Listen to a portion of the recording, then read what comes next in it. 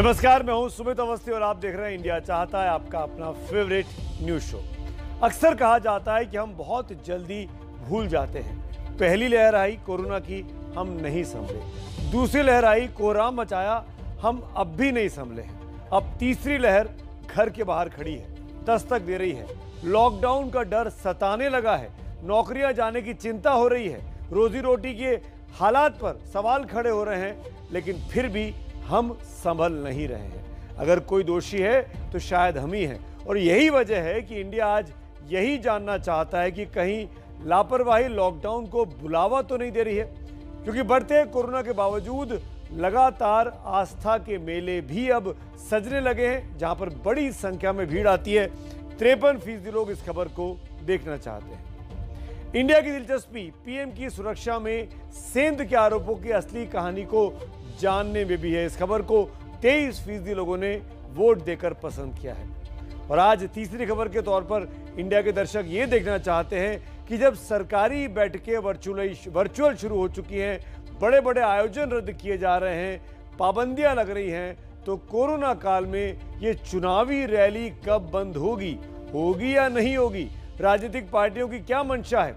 14% लोगों ने इस खबर को देखना चाहा है। लेकिन आज एक चीज बताना चाहूंगा मैं, जब ये आंकड़ा रखा गया आपके सामने वोटिंग के लिए कि लॉकडाउन वाली खबर देखेंगे, माघ मेले वाली खबर देखेंगे या सुरक्षा में सेंध वाली खबर देखेंगे, माना जा रहा था अमूमन ऐसा कि सुरक्षा में सेंध है या सियासत है या साजिश है, उस खबर को प्रायोरिटी मिलेगी। लेकिन भारत की जनता ने पसंद किया लॉकडाउन से जुड़ी हुई खबर को देखना, क्योंकि सबको अपनी सेहत की चिंता है। तो शुरुआत जैसा कि आपने किया उसी खबर से करना चाहेंगे। सुरक्षा में सेंध की खबर को हम आगे देखेंगे, लेकिन पहले बात करेंगे कोरोना की, लॉकडाउन की। कोरोना की दहशत पूरे देश में इस वक्त है, लेकिन आस्था पर किसका जोर चला है? प्रयागराज में, जो कि यूपी में आता है, इलाहाबाद, वहां पर चुनाव है प्रयागराज में, अब संगम के किनारे माघ मेला शुरू होने वाला है। बंगाल में गंगा सागर मेला भी शुरू होने वाला है। आस्था के इन मेलों में लाखों करोड़ों लोग आते हैं, नदी में डुबकी लगाते हैं, स्नान करते हैं और वापस घर लौटते हैं। लेकिन जब लाखों करोड़ों लोग साथ साथ डुबकी लगाएंगे, भीड़ इकट्ठी होगी, तो आप ये समझ सकते हैं कि कितनी बड़ी संख्या में संक्रमण भी फैलाएंगे। ये सोचकर डर लगता है। लेकिन चिंता न प्रशासन को दिखाई दे रही है, न सरकार को दिखाई दे रही है, और न ही हम और आप जैसे श्रद्धालुओं को। इसीलिए जब तीसरी लहर दस्तक दे रही है और ये खतरा मंडरा रहा है कि कोरोना आ चुका है तीसरे ओमिक्रॉन के तौर पर, तो क्या करना चाहिए? क्या ये इस मेले की, इस भीड़ भाड़ की जरूरत है? इन्हीं सवालों के जवाब टटोलती मेरे सहयोगी मोहम्मद मोइन की ये एक्सक्लूसिव रिपोर्ट प्रयागराज से। एक तरफ संक्रमण है तो दूसरी ओर आस्था का समागम, और दोनों का ये मिलन माघ मेले की शक्ल में प्रयागराज में 14 जनवरी से होने वाला है। लगभग 50 दिनों तक चलने वाले इस मेले में सैकड़ों नहीं, हजारों नहीं, लाखों नहीं, बल्कि करोड़ों लोग फिर से संगम किनारे आस्था की डुबकी लगाने जुटने वाले हैं। संतों के कल्पवास के लिए तो यूपी सरकार ने बाकायदा तंबुओं का शहर खड़ा करवा दिया है, ये सोचे बगैर कि कोरोना विस्फोट अगर हुआ तो हालात संभाले नहीं संभलेंगे। लेकिन चुनावी मौसम में वोटर रूपी श्रद्धालुओं की नाराजगी यूपी सरकार मोल नहीं लेना चाहती, इसीलिए श्रद्धा के सामने संक्रमण को नजरअंदाज कर दिया गया है। हाँ, खाना पूर्ति के लिए कोविड टेस्ट और वैक्सीनेशन को कागज पर जरूरी बना दिया गया है। सरकार और मेला प्रशासन ने संतों व श्रद्धालुओं को कोरोना से बचाने के लिए कई नियम बना दिए हैं, एडवाइजरी भी जारी कर दी है, लेकिन लाखों की भीड़ के बीच इन नियमों का पालन करा पाना व्यवहारिक तौर पर कतई संभव नहीं दिखता। ऐसे में कहा जा सकता है कि यहाँ आस्था की डुबकी लगाने से गंगा मैया का आशीर्वाद तो मिल जाएगा, मोक्ष भी मिल सकता है, लेकिन जिंदगी व सेहत के लिए खतरा भी पैदा हो सकता है।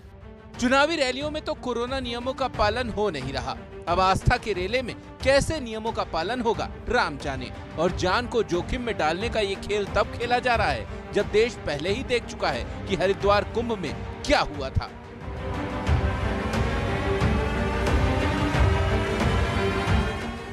हरिद्वार में जब कुंभ हुआ था तब भी सवाल उठे थे, लेकिन त्रिवेंद्र रावत सरकार की आंखों पर ऐसी पट्टी बंधी थी कि उसे कुछ दिखाई नहीं दे रहा था।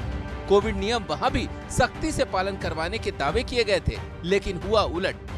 पिछले साल 11 मार्च को जब पहला शाही स्नान हुआ था तब उत्तराखंड में 69 लोग संक्रमित थे। 12 अप्रैल यानी दूसरे शाही स्नान के दिन संक्रमितों की संख्या बढ़कर 1334 पहुंच गई थी। 14 अप्रैल को हुए तीसरे शाही स्नान के दिन संक्रमितों की संख्या 1953 हो गई थी। पुण्य कमाने आए लोग संक्रमित होकर लौटे, लेकिन प्रयागराज प्रशासन सबक लेने की जगह दलील दे रहा है। एक विस्तृत एडवाइजरी हम लोग की तरफ से जारी कर दी गई है, जिसमें ये अनिवार्य कर दिया गया है कि अपनी RT-PCR की नेगेटिव रिपोर्ट लेकर के आएंगे। हम लोगों ने ये भी कहा है कि अपना जो दोनों डबल डोज का वैक्सीनेशन जो उन्होंने कराया है उसकी भी सर्टिफिकेट लेकर के आएंगे। जो 5000 कर्मी हमारे यहाँ पुलिस व्यवस्थापन में लगाए गए हैं, उनका कोविड नेगेटिव होने के बाद उनका योगदान प्राप्त किया जाएगा।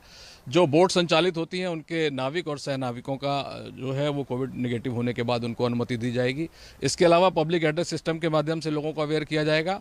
प्रशासन तो प्रशासन, श्रद्धालुओं की आस्था भी हिलोरे मार रही है। ये डर क्या लगेगा? अब डर लगेगा, गंगा मैया है, गंगा मैया से फिर अच्छा करेंगी, अब प्रशासन उसकी व्यवस्था करेगी। हाँ, गंगा मैया के शरण में आए हैं, हम लोग बाहर से आए हैं, तो गंगा मैया की कृपा तो होगी अवश्य बचाएंगी। ऐसी सोच ही संक्रमण के फैलने और फूलने का जरिया बनती है, लेकिन ये खतरा पश्चिम बंगाल में भी है, जहां गंगा सागर मेला लगने वाला है। इसीलिए मेले को बंद करने की मांग को लेकर हाईकोर्ट में जनहित याचिका दायर की गई है। इस मामले पर कल कलकत्ता हाईकोर्ट में सुनवाई है और ये तस्वीर गांधीनगर की है, जहां 10 से 12 जनवरी तक वाइब्रेंट गुजरात सम्मेलन होने वाला था, लेकिन कोरोना के बढ़ते मामलों के बाद गुजरात सरकार ने इसे स्थगित कर दिया। प्रयागराज में माघ मेले के आयोजन के लिए तंबुओं का अलग शहर बसाया जाता है। यहाँ हर साल हजार और लाख नहीं बल्कि कई करोड़ श्रद्धालु आस्था की डुबकी लगाने के लिए आते हैं। ऐसे में अगर पिछले साल हरिद्वार में लगे महाकुंभ से सबक नहीं लिया गया और यहाँ कोरोना ने अपने पांव पसारे, तो उसका खामियाजा अकेले प्रयागराज ही नहीं बल्कि पूरे देश को भुगतना पड़ सकता है। मोहम्मद मोइन, ABP न्यूज, संगम नगरी, प्रयागराज। कोरोना की तीसरी लहर, जैसे कि हम आपको बार बार कह रहे हैं, वो दस्तक दे रही है। देश में 1 लाख तक कोविड के केस अब रोजाना आते दिखाई दे रहे हैं। ऐसे में प्रयागराज में माघ मेला हो या फिर कोलकाता में गंगा सागर मेला, ये आयोजन बेहद खतरनाक हो सकता है। और यही वजह है कि इस मुद्दे पर मेरी राय बहुत साफ है कि कोरोना की रोकथाम के लिए बेहद जरूरी है कि सभी तरह के भीड़-भाड़ वाले आयोजन, चाहे वो धार्मिक हो या फिर सामाजिक यानी सुपर स्प्रेडर इवेंट्स पर पूरी तरीके से रोक लगनी चाहिए। अगर आप मेरी राय से सहमत हैं तो मोबाइल नंबर 7823944001 इस पर मिस कॉल दें, और अगर आप असहमत हैं तो 7823944002 इस पर मिस कॉल दें। इस पूरे शो के दौरान आप अपनी राय मिस कॉल के जरिए मुझ तक भेज सकते हैं। कार्यक्रम के आखिर में हम दिखाएंगे कि कितने लोग राय से सहमत हैं या फिर असहमत हैं। राय एक बार फिर दोहरा देता हूं, भीड़ भाड़ वाले यानी सुपर स्प्रेडर इवेंट जो होते हैं उन पर इन दिनों में पूरी तरीके से रोक लगनी चाहिए ताकि कोरोना की तीसरी लहर को मात दी जा सके। आगे बढ़ते हैं, और ये राय मैं क्यों दे रहा हूं अब जरा इसको समझिए। दरअसल माघ मेला अभी पूरी तरीके से शुरू भी नहीं हुआ है और प्रयागराज में बीते 6 दिनों में 20 गुना से ज्यादा केस बढ़ चुके हैं। 31 दिसंबर को प्रयागराज में 6 कोरोना के केस आए थे और 5 जनवरी यानी बीते दिन 136 केस 24 घंटे में आए। आपको याद होगा कि दूसरी लहर में हुए हरिद्वार कुंभ को लेकर भी ABP न्यूज ने लगातार संक्रमण बढ़ने की चेतावनी दी थी और उस कुंभ मेले की भीड़ को देखकर कहा था कि इससे रुकना चाहिए, इससे बचना चाहिए। शुरू में सरकारें नहीं मानी, प्रशासन नहीं माना, और फिर जब साधु संतों को कोरोना हुआ तो आखिरकार हमारा वो डर सही साबित हुआ। और इसके बाद तो ये अब साफ हो गया कि इस तरह के सुपर स्प्रेडर इवेंट्स की रोक बहुत जरूरी है। इसीलिए इस बार भी देरी नहीं होनी चाहिए। दरअसल कोरोना केस बढ़ने में पब्लिक बिहेवियर यानी लोग किस तरीके से सार्वजनिक तौर पर व्यवहार करते हैं, ये समझना बहुत ज़रूरी है। और इससे लेकर हम आपको डिजिटल इंडिया फाउंडेशन के एक सर्वे के जरिए समझाते हैं, जो ये जानने के लिए हुआ था कि लोग पब्लिक प्लेस में यानी सार्वजनिक जगहों में आम व्यक्ति, आप और हम जैसे व्यक्ति मास्क लगाने का कितना ध्यान रखते हैं। सर्वे में पाया गया कि मेट्रो स्टेशन में 60% लोग मास्क लगाते हैं, अस्पतालों में 50% लोग मास्क का इस्तेमाल करते हैं, मॉल में ये संख्या 41% हो जाती है, तो खुले बाजारों में ये घटकर 35% पर रह जाती है। और धार्मिक स्थलों की अगर बात करें तो महज 22% लोग ही मास्क लगाना पसंद करते हैं। यानी सबसे कम जगह जहां पर मास्क लगाया जाता है वो धार्मिक स्थल यानी मंदिर और मेले और इस तरह के आयोजन, जो हम माघ मेले की बात कर रहे हैं। कोरोना प्रोटोकॉल को अगर लोग मानते हैं तो हालात फिर नहीं बिगड़ते। अब देखिए, कोरोना के बढ़ते मामलों के चलते पाबंदियां फिर से लग रही हैं, लेकिन रैलियां तो बदस्तूर जारी हैं। एबीपी न्यूज, आपको याद होगा, लगातार ये सवाल पूछ रहा है राजनेताओं से, राजनीतिक पार्टियों से कि भाई कोरोना की तीसरी लहर के बीच में ये रैलियां कब बंद होगी। और अब जब हम बार बार नेताओं से ये पूछ रहे हैं, उनकी खामियों को दिखा रहे हैं, उनकी घंटी बजा रहे हैं, तो अब असर दिखाई देने लगा है। हमारी बात का असर जमीन पर हो रहा है। कुछ लोग तो समझ गए हैं, लेकिन कुछ ऐसे भी हैं जिनका रैलियों से प्यार अभी कम नहीं हुआ है, पर वो सतर्क रहने की बात, कोविड प्रोटोकॉल को मानने की बात जरूर कर रहे हैं।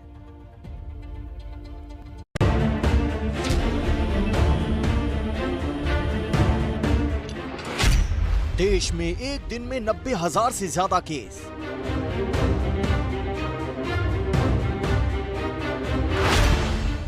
दिल्ली में भी 14,000 केस आने का खतरा। टेस्टिंग ज्यादा है तो इसलिए ज्यादा नंबर आ रहा है। काफी सारे लोग ऐसे जिनको कोई सिम्टम नहीं है, जिनको पता भी नहीं लग रहा है। रोम से आए चार्टर्ड प्लेन में 125 यात्री कोरोना संक्रमित। महाराष्ट्र में 305 रेजिडेंट डॉक्टर और 71 पुलिस वाले पॉजिटिव। देश के स्वास्थ्य महकमे के हाथ पांव फिर से ये सोचकर फूलने लगे हैं कि कहीं हालात दूसरी लहर जैसे ना बन जाएं। लेकिन बाहरी देश की राजनीति जो अलग ही गुल खिलाए पड़ी है। इनको केवल पुष्कर धामी नहीं कहा जाना चाहिए उत्तर प्रदेश से उत्तराखंड के मुख्यमंत्री को, बल्कि इन्हें धाकड़ धामी कहा जाना चाहिए, जिस तरीके से यह बल्लेबाजी कर रहे हैं। भारत माता की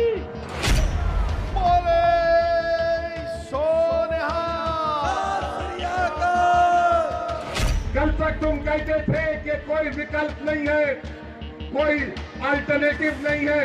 अब विकल्प के तौर पर एक मर्द मुजाहिद की पार्टी आपके दरमियान में अब लड़ेगी आपके लिए इंशाअल्लाह ताला। सिर पर चुनाव है, इसलिए नेता भी एक शहर से दूसरे शहर की दौड़ लगा रहे हैं और सोशल डिस्टेंसिंग तो छोड़ ही दीजिए, मास्क तक नहीं पहना जा रहा। ये भीड़ बरनाला में सिद्धू की रैली के लिए जुटी है। ध्यान से देखिए, इसमें एक भी शख्स ऐसा नहीं है जिसने मास्क पहना हो।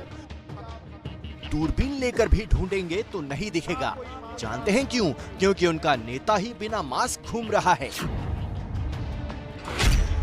भीड़ देखकर गुरु का जोश बहुत हाई है। देखिए कैसे कोरोना से बेपरवाह सिद्धू ने मंच पर भी समर्थकों की मजलिस जुटा रखी है और सिद्धू की तरह किसी और ने भी मास्क नहीं पहना।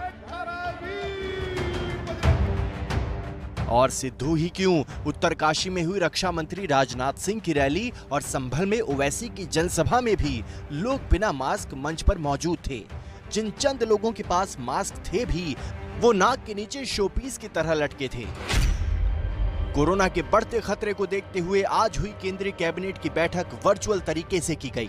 सवाल यह है कि यही तरीका रैलियों के लिए क्यों नहीं अपनाया जाता, खास तौर पर तब जब चुनाव सुपर स्प्रेडर बन सकते हैं।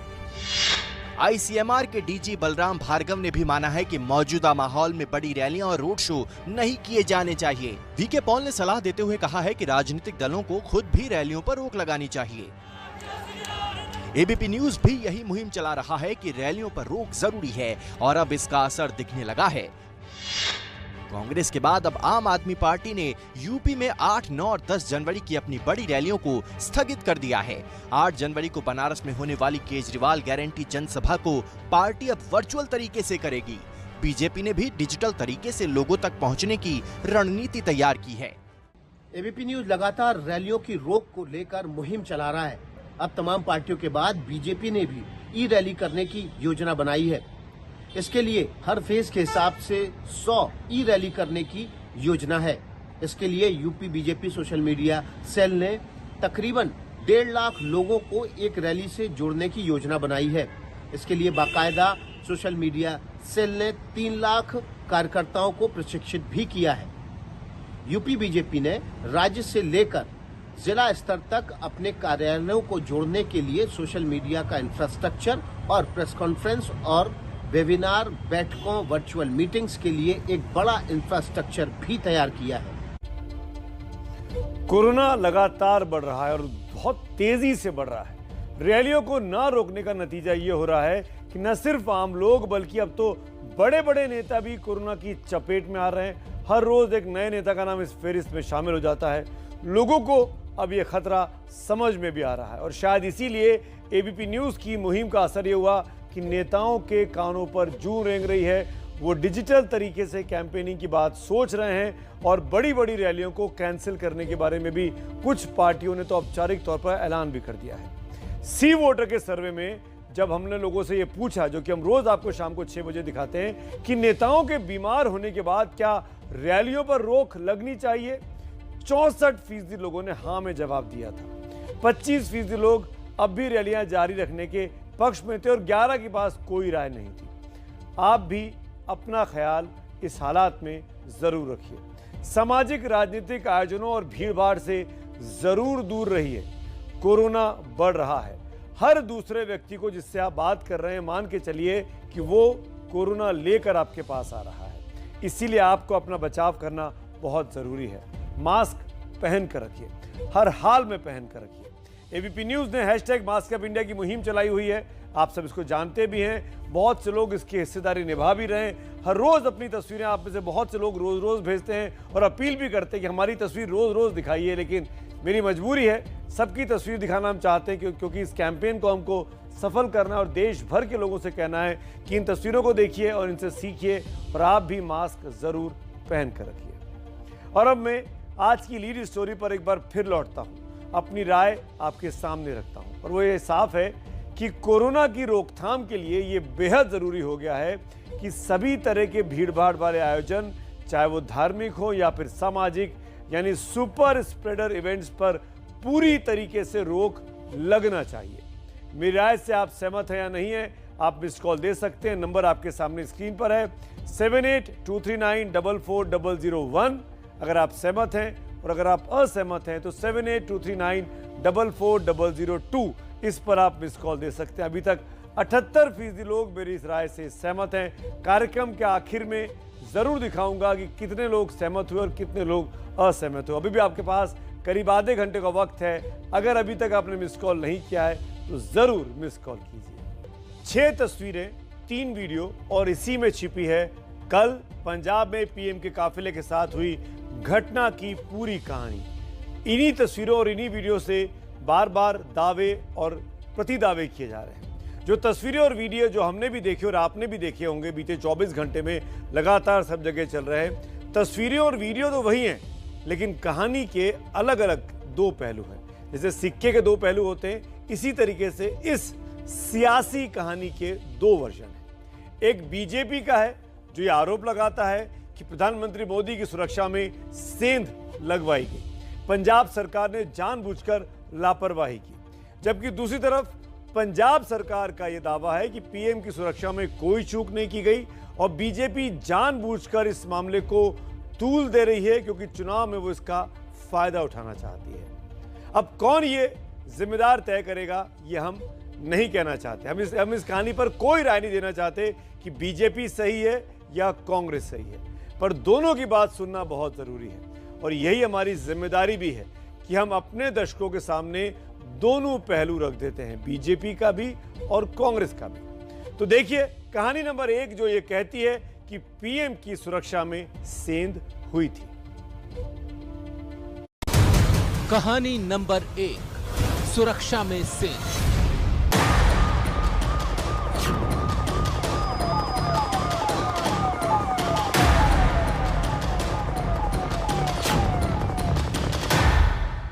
फिरोजपुर रैली में हिस्सा लेने के लिए पीएम का विमान करीब 12 बजे बठिंडा में लैंड किया। बारिश के कारण विजिबिलिटी कम थी, लिहाजा 20 मिनट इंतजार के बाद पंजाब पुलिस के ग्रीन सिग्नल के बाद प्रधानमंत्री सड़क मार्ग से हुसैनीवाला के शहीद स्मारक की ओर रवाना हुए।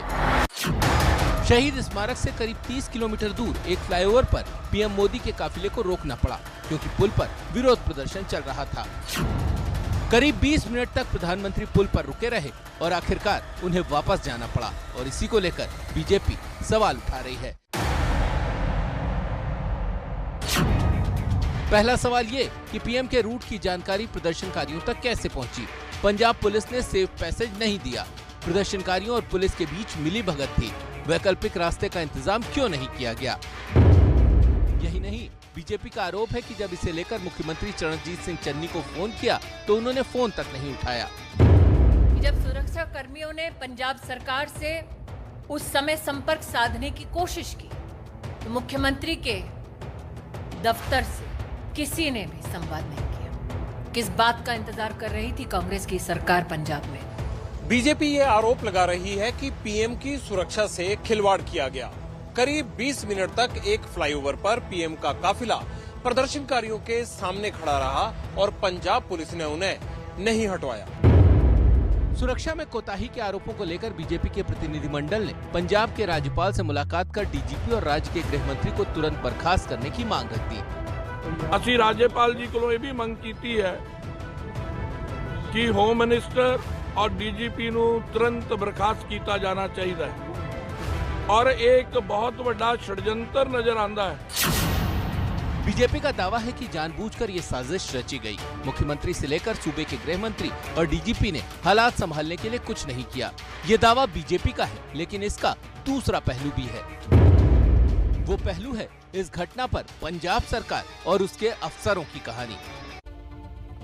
और बीजेपी के आरोप बेहद गंभीर हैं। सवाल मुख्यमंत्री चन्नी पर है, पंजाब के गृह मंत्री और डीजीपी पर भी सवाल उठाए गए हैं। पंजाब के सीएम का बयान कल आप सबने सुना। सुरक्षा के चूक के आरोपों से पंजाब सरकार लगातार इनकार कर रही है।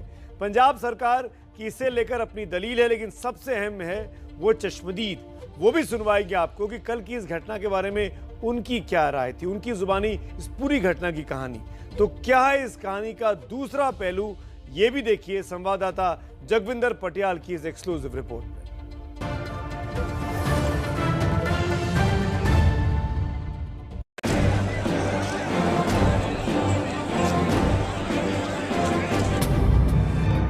कहानी नंबर 2, सुरक्षा में सेंध नहीं। पंजाब सरकार और उसके अफसरों का दावा है कि पीएम की सुरक्षा में सेंध का कोई मामला नहीं है। दावा किया जा रहा है कि प्रधानमंत्री कार्यालय को खराब मौसम और किसानों के प्रदर्शन की आशंका दौरे से पहले ही बैठकों में जता दी गई थी, लेकिन उनकी बातों पर ध्यान नहीं दिया गया। दावा ये भी है कि किसानों को ये पता ही नहीं था कि पीएम सड़क के रास्ते आ रहे हैं। पंजाब सरकार का दावा है कि किसानों को एक खबर मिली कि फिरोजपुर रैली में हरियाणा से बाहर के लोगों को भीड़ जुटाने के लिए लाया जा रहा है। इसके बाद प्यारेआना गांव के पास किसान सड़क पर उतर आए। फिरोजपुर जाने वाली हर बस को रोक लिया गया। किसानों को यह अंदाजा भी नहीं था कि प्रधानमंत्री सड़क के रास्ते फिरोजपुर आ रहे हैं। घटना को लेकर डीजीपी पर बीजेपी सवाल उठा रही है, लेकिन पुलिस के आला अधिकारियों ने मुझसे बातचीत कर जो जानकारी दी उसके मुताबिक प्रदर्शन कर रहे किसानों को हटवाने के लिए डीजीपी खुद प्यारेआना गांव में पहुंचे थे। समझाने के बावजूद किसान नहीं माने, तब इस बात की जानकारी एसपीजी के अफसरों को दी गई। दावे के मुताबिक पीएम का काफिला प्रदर्शन स्थल से काफी पहले रुक गया। किसानों पर बल प्रयोग से हालात बिगड़ने का खतरा था। फिरोजपुर जाने वाले हर रास्ते पर किसान जमा थे। पीएम सिक्योरिटी को जब ये बताया गया कि रास्ता नहीं खुल सकता तो उनके काफिले को मोड़ लिया गया। पंजाब सरकार का ये दावा भी है कि सड़क रास्ते से जाने का फैसला पीएम की सुरक्षा एजेंसी का ही था। हालांकि पंजाब पुलिस के इंटरनल मेमो ये बताते हैं कि किसान आंदोलन और बारिश की वजह से पुलिस के अफसरों से वैकल्पिक रूट तैयार रखने को कहा गया था। कोई विरोध व्यक्त करने कोई समूह है तो आपको जाहिर सी बात है पंजाब पुलिस को समय तो देंगे आप कि उनको साफ कर सकें। आप समय नहीं देना चाहते, आप मिलना नहीं चाहते प्रोटेस्टर्स से। The SPG takes the final call, other agencies assist the SPG in executing the call taken by the SPG. दूसरी तरफ मुख्यमंत्री चन्नी फोन पर न आने वाले आरोप को गलत ठहरा चुके हैं। मुझे कोई टेलीफोन उनका नहीं आया। हाँ, होम मिनिस्टर साहब का टेलीफोन आया था। उन्होंने मुझे कहा कि वहाँ कुछ एजिटेटर आ गए हैं, ये गलत हो गया है, प्रधानमंत्री जी ने वापस आने का निर्णय ले लिया है। मैंने कहा जी इसकी क्या बात है, मैं आपके पास भी आ जाऊंगा और हमारी तरफ से किसी तरह का कोई गलती नहीं हुई है। इस कहानी का एक तीसरा हिस्सा है जो न बीजेपी का है और न कांग्रेस का। इनमें से कुछ वो किसान हैं जो प्यारेआना गांव के पास प्रदर्शन कर रहे थे और कुछ वो लोग जो इस पूरी घटना के चश्मदीद हैं। कुछ देरी बाद ਜਿਹੜੇ PM ਮੋਦੀ ਨੇ ਉਹ ਆਏ ਨੇ, ਉਹ ਸਾਡੇ ਜਿੱਦਾਂ ਜਾਮ ਕੀਤਾ, ਸਾਡੇ ਜਾਮ ਤੋਂ ਅੱਧਾ ਕਿਲੋਮੀਟਰ ਪਿੱਛੇ ਆਏ ਨੇ। ਉਤੋਂ ਉਹਨਾਂ ਨੂੰ ਜਦੋਂ ਵੇਖਿਆ ਵੀ ਇੱਥੇ ਜ਼ਿਆਦਾ ਜਾਮ ਜ਼ਿਆਦਾ ਹੋ ਗਿਆ, ਸਾਡੇ ਪਿੰਡ ਦੇ ਆਵਾਜ਼ ਦਵਾਈ ਗਈ ਵੀ ਜਿਹੜੇ ਜਿੰਨੇ ਵੀ ਬੀਬੀਆਂ ਨੇ ਜਾਂ ਭੈਣਾਂ ਨੇ, ਸਾਡੇ ਭਰਾ ਨੇ, ਜਿੰਨੇ ਵੀ ਸਾਰੇ ਪੁਲ ਦੇ ਉੱਪਰ ਪਹੁੰਚੇ ਨੇ ਵੀ ਆਪਣਾ ਜਾਮ ਲੱਗ ਚੁੱਕਾ ਹੈ ਕਿਸਾਨਾਂ ਵੱਲੋਂ। ਤੇ ਇਹ ਆਵਾਜ਼ ਸੁਣ ਕੇ ਜਿਹੜੇ PM ਮੋਦੀ ਨੇ ਉਹ ਉਤੋਂ ਗੱਡੀਆਂ ਮੁੜ ਕੇ ਪਿੱਛੇ ਭੱਜੇ ਨੇ। 10-15 मिनट के पीछे मुड़ने का किसानों के इकट्ठ ज्यादा हो गया आगे, उस करके पीछे ही मुड़ गए। पुलिस वाले इतनी तादाद में नहीं थे कि किसानों को हटा सकें। जो मोदी के जो भक्त थे वो यहाँ से जाने की कोशिश कर रहे थे पर उनको भी नहीं जाने दिया। गलती किसकी है ये तो जांच के बाद ही पता चलेगा, लेकिन इतना तय है कि जिम्मेदारी राज्य और केंद्र दोनों की सुरक्षा एजेंसियों की है। संवाददाता जगविंदर पटियाल की रिपोर्ट। इन दोनों कहानियों को दिखाने के पीछे दरअसल मकसद है कि आपको बताया जा सके कि पंजाब में चुनाव है, चुनावों की तारीखों का ऐलान अगले 72 घंटे के दौरान कभी भी हो सकता है और इस परिस्थिति में दोनों पक्ष, चाहे बीजेपी हो या कांग्रेस हो, वो अपने अपने पक्ष में माहौल को मोड़ने की कोशिश कर रहे हैं। इस घटना में अपने आप को विक्टिम दिखा रहे हैं, पीड़ित दिखा रहे हैं ताकि अधिक से अधिक सहानुभूति मिल सके। दरअसल ये मामला दो सरकारों के बीच का है, दो बड़ी सियासी पार्टियों के बीच का है और इस चुनावी वक्त का है। लेकिन जो बात बेहद गंभीर है वो ये कि मामला देश के प्रधानमंत्री की सुरक्षा से जुड़ा हुआ है। भले ही घटना पर दोनों पक्षों के दावे बिल्कुल उलट हो, अलग अलग हो, लेकिन एक बात बहुत साफ नजर आती है और वो ये कि प्रधानमंत्री की सुरक्षा की जिम्मेदारी सबसे बड़ी सुरक्षा एजेंसी SPG की होती है और पंजाब पुलिस की पूरा जो जिम्मेदारी है वो वहां के DGP देखते हैं। तो इस पूरे खेल में SPG और पंजाब पुलिस के बीच में कोऑर्डिनेशन की साफ तौर पर कमी देखी गई है। दोनों एजेंसियां अलग अलग तरीके की बातें कर रही हैं। अगर दोनों एजेंसियां एक राय की होती तो शायद ये पूरा विवाद खड़ा ही नहीं होता या खड़ा नहीं करवाया जाता। आपदा में अफसर कोई ढूंढ रहा है या वाकई में इस पूरे मामले को लेकर ये बिसात बिछाई गई कि इसके नाम पर राजनीति करनी है। इसीलिए सुरक्षा एजेंसियों की खामी को से इनकार नहीं किया जा सकता है। बीजेपी लगातार इस मुद्दे को लेकर अब कांग्रेस को घेर रही है। बीजेपी एग्रेसिव हो चुकी है, इस मुद्दे को वो कतई भी छोड़ना नहीं चाहती है। बीजेपी ने आज प्रधानमंत्री मोदी की लंबी उम्र के लिए देश के अलग अलग शहरों में यज्ञ, हवन, पूजा पाठ का आयोजन किया। बीजेपी के बड़े बड़े नेता इसमें शामिल हुए। योगी आदित्यनाथ काशी पहुंचे, काशी विश्वनाथ के दरबार में, तो शिवराज सिंह चौहान भोपाल के गुफा मंदिर में पूजा करते नजर आए और PM की लंबी उम्र की दुआएं मांगी। बीजेपी इस मुद्दे को तूल दे रही है तो दूसरी तरफ कांग्रेस भी पीछे हटने को तैयार नहीं है। कांग्रेस के मुख्यमंत्रियों ने भी आज एक प्रेस कॉन्फ्रेंस कर बीजेपी पर पलटवार किया है। दूसरी तरफ एक पक्ष किसानों का भी है। हम आपको सुनवाते हैं आपको इस मामले पर क्या कहा है किसानों के बड़े नेता राकेश टिकैत। देखो ये दोनों की मिलीभगत है। 120 किलोमीटर का रूट प्रधानमंत्री जी को भी तय करना चाहिए। PM ने कहा है कि अपने मुख्यमंत्री से थैंक यू कह देना, मैं जिंदा लौट पाया। ये प्रधानमंत्री ने कहा है सर, हम सिर्फ वो दिखा रहे हैं। नहीं तो गलत चीज है ना ये भी कहना, वे जिंदा लौट पाए, भाई उनकी भी ठीक चीज नहीं है। देश के प्रधानमंत्री हैं, कोई बीजेपी के प्रधानमंत्री नहीं है। मामला प्रधानमंत्री नरेंद्र मोदी की सुरक्षा से जुड़ा है तो इसका सियासत पर असर पड़ना भी लाजमी है। इस बारे में जब हमारे डेली सर्वे में सी वोटर हमारी एजेंसी ने सर्वे किया और लोगों से पूछा कि क्या PM की सुरक्षा में चूक साजिश है या फिर सियासत है, तो 55% लोगों ने इसे साजिश करार दिया, वो इसे साजिश मानते हैं और 44% लोग को इसमें सियासत दिखाई दे रही है। यानी ज्यादातर लोग जो है वो बीजेपी की लाइन के पक्ष में हैं कि इसमें कहीं ना कहीं साजिश हुई है। पीएम की सुरक्षा में सेंध पर बीजेपी ने अब सोनिया गांधी को घेर लिया है। केंद्रीय मंत्री स्मृति ईरानी बोली है, आखिरकार सोनिया गांधी ने अपने प्रशासन की, अपनी सरकार की कमी को माना है। दरअसल पंजाब के कांग्रेस प्रभारी हरीश चौधरी ने आज दिन में कहा था कि सोनिया के कहने पर ही सीएम चन्नी ने जांच आयोग, इस पूरे मामले का एक जांच आयोग बनाया है।